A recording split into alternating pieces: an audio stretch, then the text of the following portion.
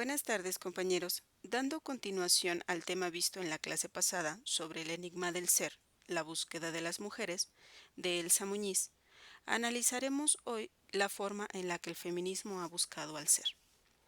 Y comenzamos con la autonomía, que desde la perspectiva feminista está enmarcada en el tema de poder y como algo por construir y defender porque no existe plenamente. Parte importante de esta autonomía es la independencia económica, que parte de un cambio ideológico respecto a alineamientos políticos que demostraban la defensa por la autonomía, pero que solo fue parte importante del discurso feminista. Los grupos feministas recibían financiamiento de instituciones transnacionales, académicas y eclesiásticas. Este apoyo económico iba encaminado a dar soluciones a problemas de atención a mujeres en temas de salud, educación, empleo.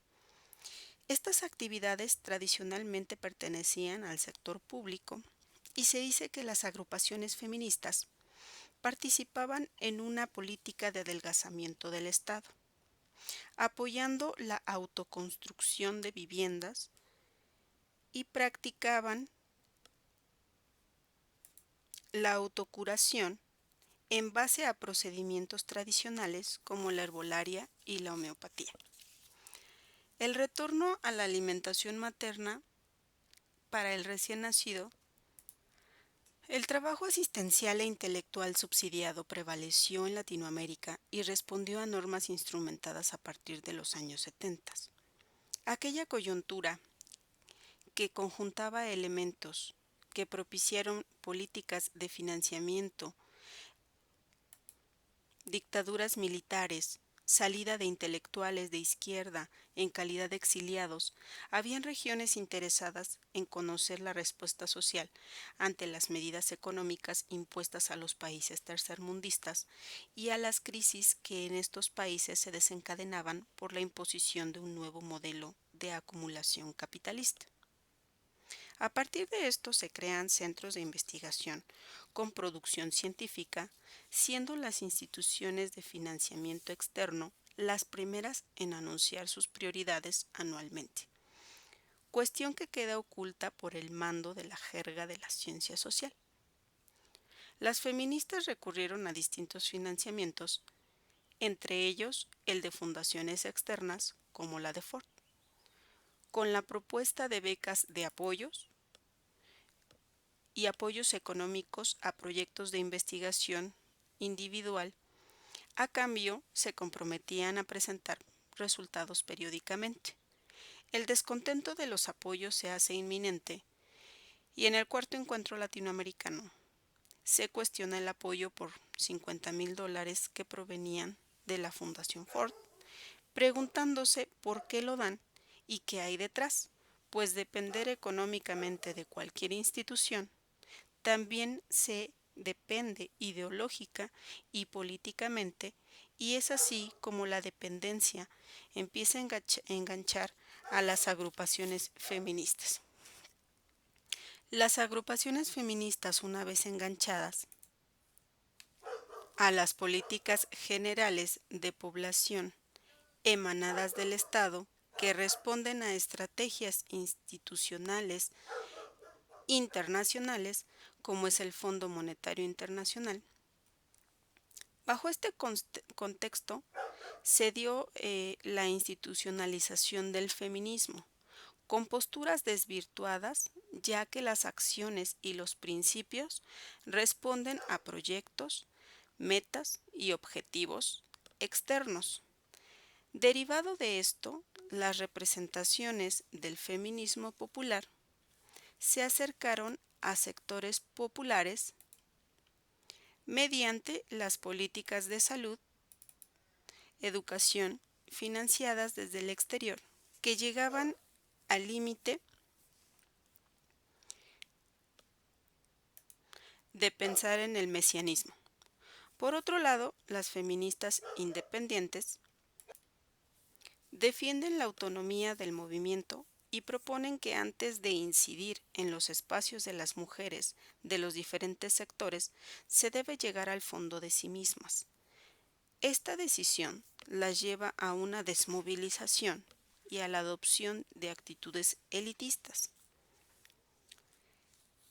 Viene una reflexión y esta nos advierte que la lucha puramente personal o en grupos muy selectos conlleva al estancamiento, así como la lucha feminista inserta en otras instancias se torna en una subordinación política e ideológica.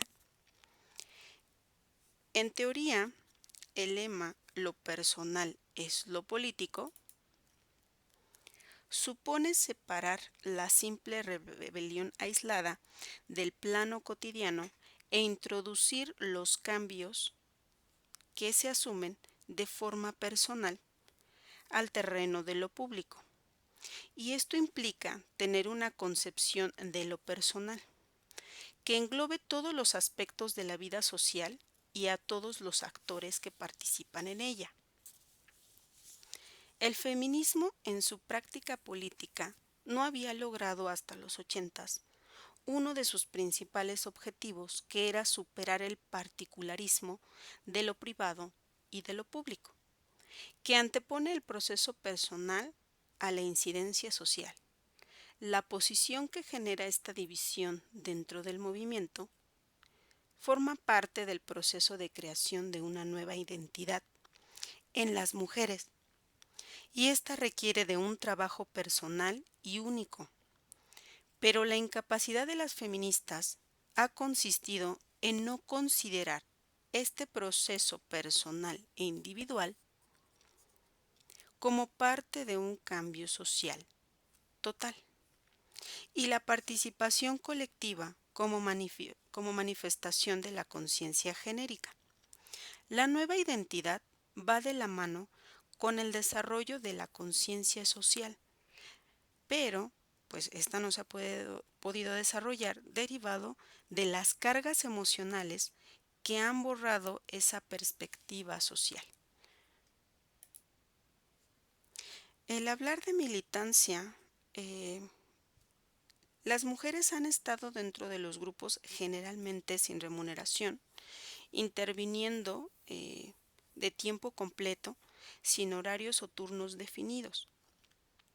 Las acciones que son dictadas por el ideal en el que se cree y por el cual se lucha lleva a la acción militante, donde se dice que todas tenemos los mismos intereses, todas tenemos los mismos problemas. Al ingresar a este tipo de grupos, las mujeres asumían un compromiso moral que donde algunos grupos formularon reglamentos internos en las que al ingresar ellas como militantes, la aceptación era a través estaba sujeta a una asamblea, tenían que hacer una solicitud por escrito o ser recomendadas por uno o más miembros dentro de este sector, y también conocer cierta información de libros y revistas especializadas para que pudieran permanecer en estos grupos. También era necesario que todas ellas asistieran a las reuniones y que acataran y cumplieran fielmente con todas las tareas encomendadas, pero la más importante es la lealtad y la eficiencia en el desempeño del trabajo, por las que no, en el caso de que no cumplieran con lo anteriormente establecido, pues las sanciones eran desde la amonestación hasta la expulsión del grupo. Algunas organizaciones obligaban a los miembros a aportar una cuota económica además del trabajo que realizaban.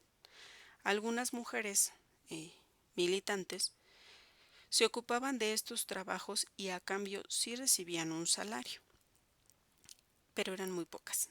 Este espacio y compromiso moral se convertía en un sitio de opresión, sacrificio y explotación para las mujeres ya que en el interior de los grupos se reproducían los cánones de la cultura política dominante. La jerarquía finalmente se hizo presente de una forma autoritaria y represiva, con el modelo de división del trabajo, con un jefe como en la familia, encargado de proveer de recursos al grupo, pero pues esto traía consigo realmente sumisión, la obediencia y la falta de iniciativa, representando entonces a la figura que ejercía el poder directo sobre las mujeres, como el esposo, el padre, el hermano, y aquella autoridad que realmente la sometía. La ilusión feminista llevaba a las militantes a proponerse proyectos de gran envergadura, y de tanto que querían hacer, el tiempo no les era suficiente. Los reclamos, las asistencias a las juntas, que eran cada vez más frecuentes y exhaustivas, y las responsabilidades terminaron realmente por emular el yugo de la casa.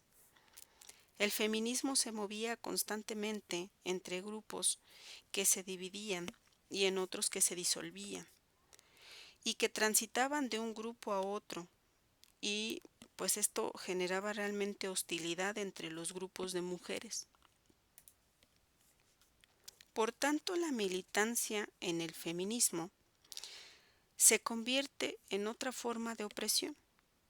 La única diferencia es que ésta era ejercida por las mismas mujeres.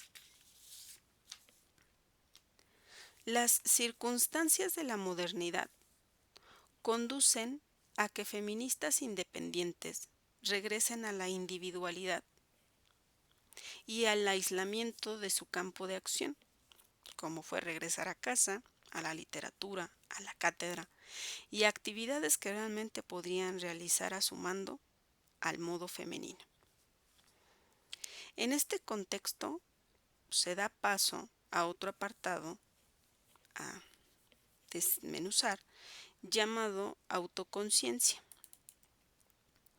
Y la autoconciencia nos dice que en los 80 se abandona la autoconciencia en términos denominados trabajo hacia afuera, que propicia la profundización en la personalidad,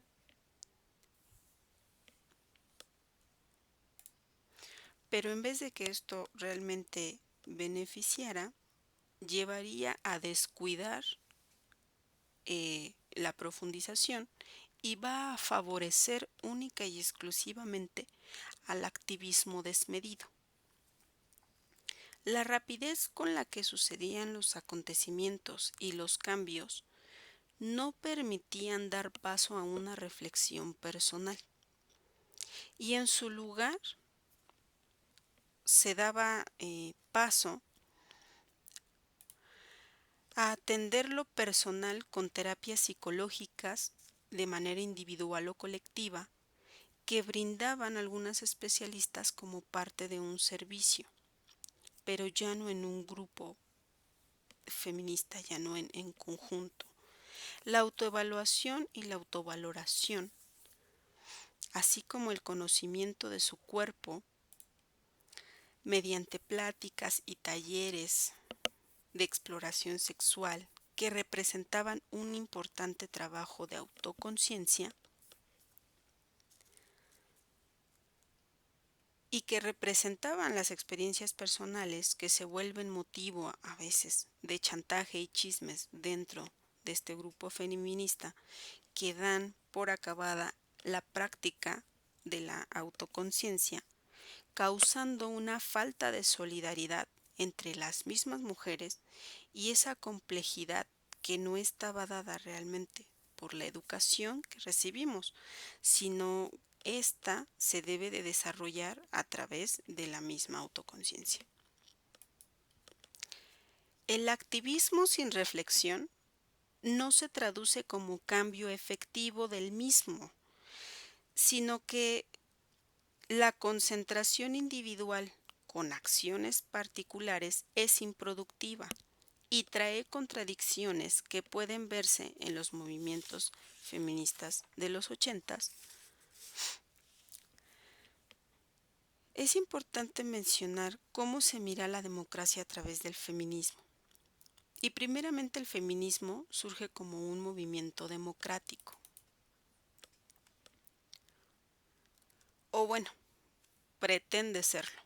El feminismo tiene la marca de la cultura política dominante, con sus metas, sus códigos, sus reglas, su definición en torno al poder. En una cultura como la de nuestro país, impera la antidemocracia. El movimiento feminista genera relaciones de poder entre las mujeres que a la vez se convertían en un factor de discriminación para ellas y que trasciende y forma parte de la cultura política y de sus principales portadoras. Todo este movimiento feminista, como otros grupos pequeños, han sido espacios reproductores de relaciones antidemocráticas que llevan a advertir la contradicción entre la utopía del feminista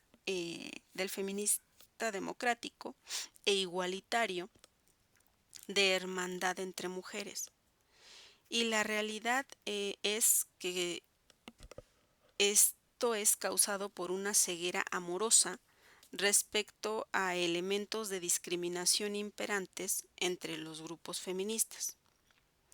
Otra manifestación de contradicción es la pertenencia a una clase o la aparición de nuevas categorías y clasificaciones como las mujeres del movimiento popular feminista, las ausentes feministas, las feministas de los grupos independientes, feministas históricas, feministas recientes, teóricas, las activistas, las lesbianas, las heterosexuales, las nacionales y las extranjeras.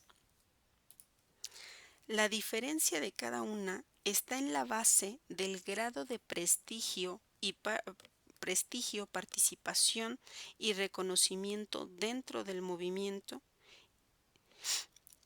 Las ausentes eran grupos que han mantenido fielmente su papel de mujeres feministas, que no han participado en actividades políticas y llaman a las feministas locas por atentar con la feminidad impuesta.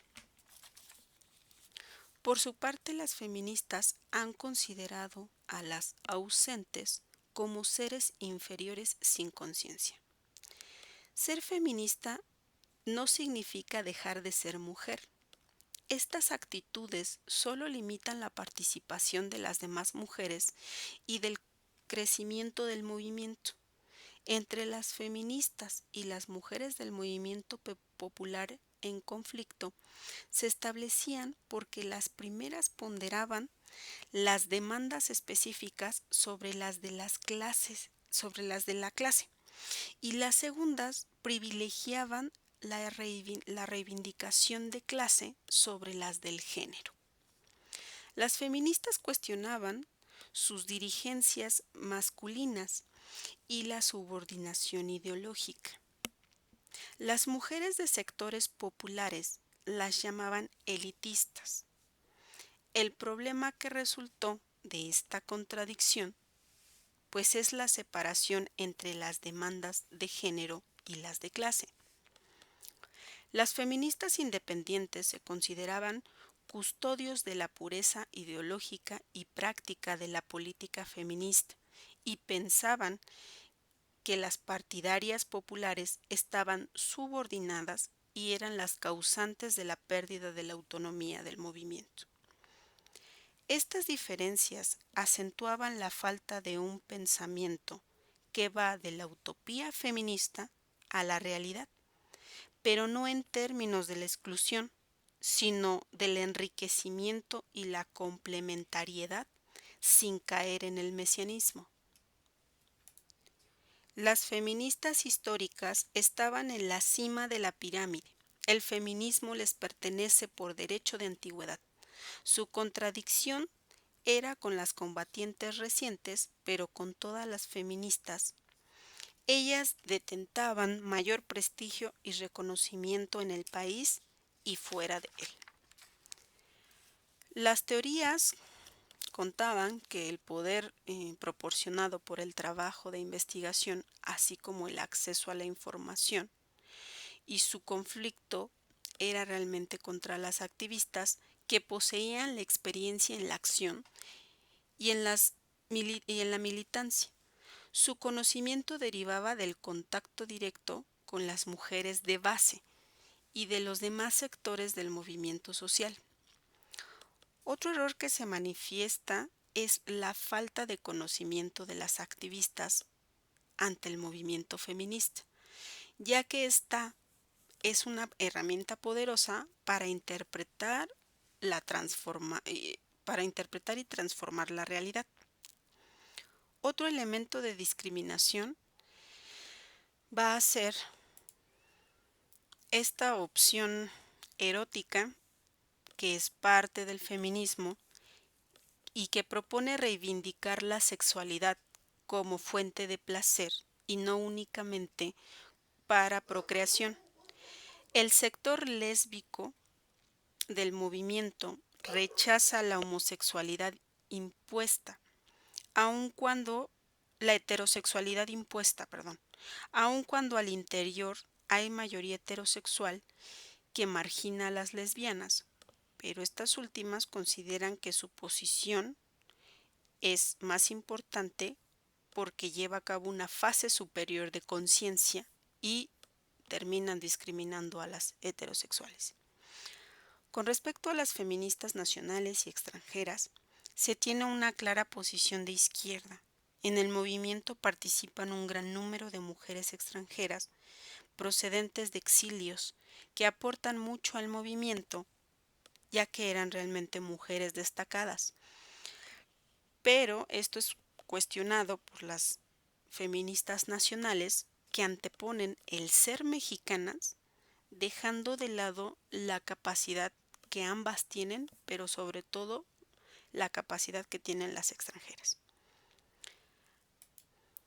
A la práctica feminista le hacía falta el análisis de género, porque solo contaba con la ilusoria igualdad que se traducía en una falsa definición de demandas, tácticas y objetivos en el movimiento feminista. La autogestión es otro postulado con el que se está relacionando el movimiento feminista y está íntimamente ligado al pensamiento liberatorio en el cual todas las personas involucradas lo hacen funcionar mediante la organización y el orden. Pero en esta ocasión, como en otras, la autogestión ha encubierto la ausencia del orden y la organización del movimiento feminista, dejándolo en solo una tendencia que forma parte del movimiento en ese momento. La informalidad de las organizaciones ha generado que las relaciones de información, representación y trabajo pues sean controladas por unas cuantas mujeres, creándose élites dentro de las organizaciones que toman como base únicamente el amiguismo, centralizando la información y a quienes poseen las influencias y los contactos al exterior del movimiento dejan ver al grupo como solo una plataforma política, negando desde la utopía feminista la existencia de jerarquías y de autoritarismo. ¿Cómo es, cómo es la relación con las demás instancias sociales? Hay que mencionar que el feminismo como movimiento nace bajo la separación de demandas que en el centro alberga el reclamo por la igualdad con el hombre, a través de la transformación de los papeles asignados por la sociedad. El feminismo plantea la necesidad de modificar la conciencia y las relaciones interpersonales con términos tradicionales, con elementos de poder que involucran fantasía, sentimientos y todo aquello que no se ajusta a las leyes de la política en estricto sentido.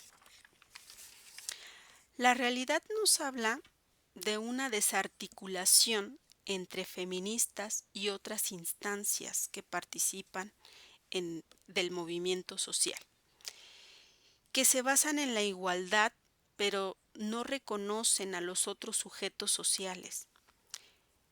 Se habla de la transformación personal, la hermandad y el sentir para todas las mujeres, pero se debe extender a todos los sujetos sociales para no tener solo organizaciones separadas. La libertad entonces debe ser vista a través de la liberación de la humanidad, desarrollando en paralelo la conciencia de ser mujer y la de explotación que manifieste resultados concretos. En el capítulo 3 vamos a ver lo que es el enigma de la identidad y el primer tema a tratar es el ser feminista. El feminismo parte de un proceso personal de concientización que proviene de un cambio de visión del mundo de las mujeres, y que opera en un plano de subjetividad que tiende a construir una nueva identidad. Cuando en la conciencia hay alternativas, en la experiencia hay opciones, y el sujeto cambia con cierto grado de voluntad, algunas referencias de su identidad. El ser feminista habla del paso entre la identidad tradicional de las mujeres, que sería el ser para otros, y la nueva identidad mujer para sí. También representa un proceso de construcción de su femineidad, que nacen de sus actitudes para con los demás. La subjetividad presente en la crítica de una concepción del mundo que rechaza lo impuesto a su género femenino y que se manifiesta en la imposibilidad de seguir actuando conforme a lo establecido, deviene de un proceso de desconstrucción y de la autorrepresentación del género. El problema de este proceso es cuando no está reconocido por las mujeres y tienden a ocultarlo debido a que no se acepta la fragmentación de su identidad y adoptan personalidades complejas que trascienden en la conformación de un movimiento desarticulado y discontinuo. Las mujeres feministas han sido sujetos estigmatizados, ocasionalmente repudiados y censurados. Lo anterior porque han asumido voluntariamente transformar a la sociedad. La utopía surge porque esto no ha sido alcanzado y se ha convertido en una forma de vivir para algunas mujeres.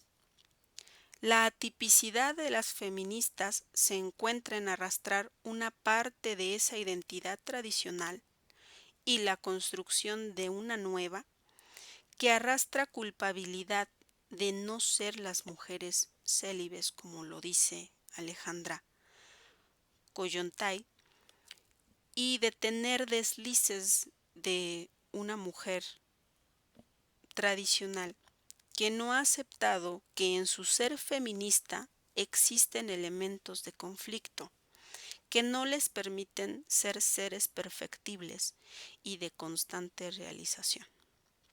La primera intención de estas mujeres es destruir su pasado, y el problema es que al hablar de un cambio no se quiere reconocer el riesgo imprevisible que les representa la dificultad para asumir el futuro mediante el presente indefinido, debido a que es un estado doloroso y lleno de ansiedades e incertidumbres que termina en un pseudocambio asociado a la intolerancia y al masacramiento que menosprecia el conflicto, pues porque realmente se le teme al conflicto.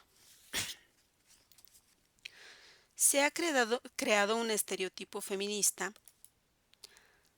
que la sociedad ha caricaturizado, que se relaciona con la apariencia, eligiendo un look y atuendos que representan sus aspiraciones de ser una mujer diferente, promovidos por revistas de moda, televisión y otros medios.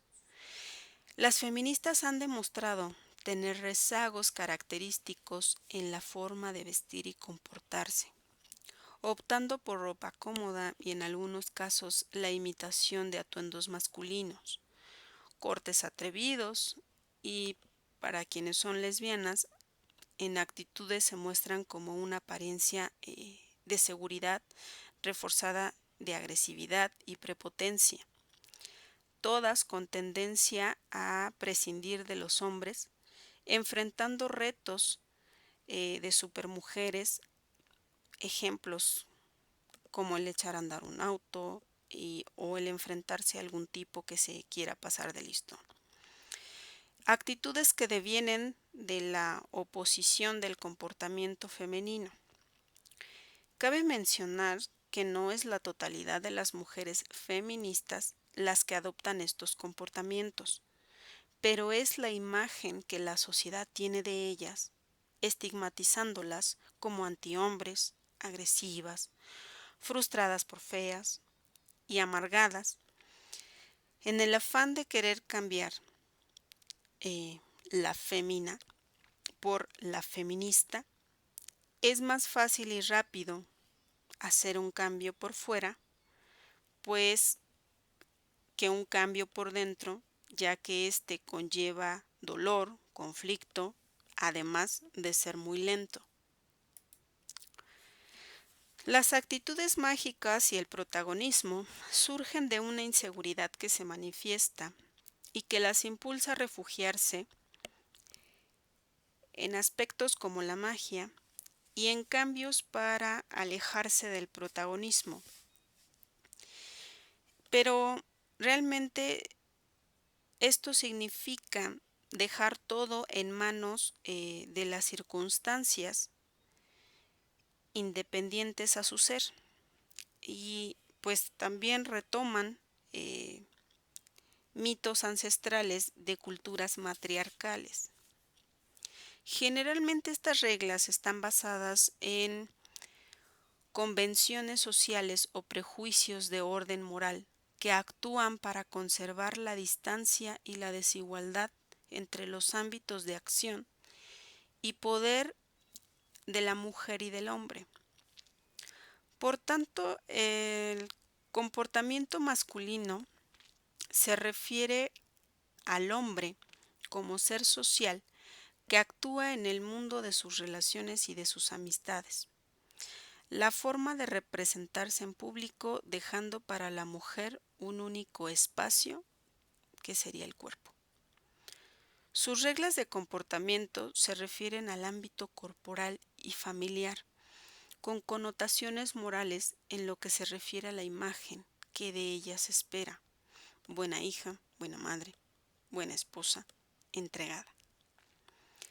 Estos márgenes funcionan como limitantes entre las mujeres, generando rebelión para enfrentar a una sociedad que rechaza el incumplimiento de sus obligaciones, que termina por tildarlas de locas, que fuera de representar un insulto la locura es reconocida por las mujeres como libertad para poder crear su espacio. Por tanto, ser feminista es el proceso que conduce al cambio, que violenta las más íntimas concepciones que atentan contra la naturaleza, artificialmente construida por la sociedad y la cultura. Sin embargo, el análisis del feminismo no concluye con este video y realmente continúa con el siguiente expositor, que será la próxima clase. Que tengan todos muy buena tarde.